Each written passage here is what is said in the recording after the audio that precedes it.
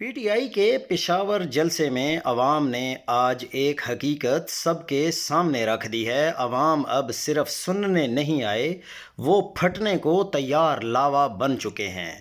بذات خود جلسے میں موجود تھا۔ جلسے کی نعرے بازی نے واضح کر دیا کہ عوام کا لہجہ رہنماؤں سے بھی کہیں زیادہ سخت ہو چکا ہے۔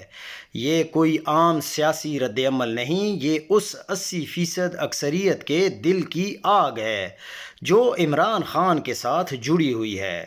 اگر دونوں جانب سے یہی گالم گلوچ اور بیان بازی جاری رہی تو یاد رکھیں، جب عوام کا لاوا پھٹتا ہے تو پھر نہ سیاست بچتی ہے اور نہ ہی نظام بچتا ہے۔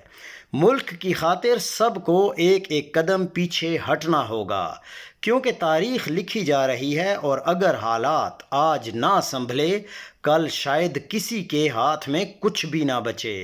یہی وہ وقت ہے کہ فریقین معاملات کو مزید آگے بڑھانے کے بجائے انہیں مذاکرات کی میز پر لائیں اور کوئی ایسا درمیانی راستہ نکالیں جو ملک اور عوام کے وسیع تر مفاد میں ہو۔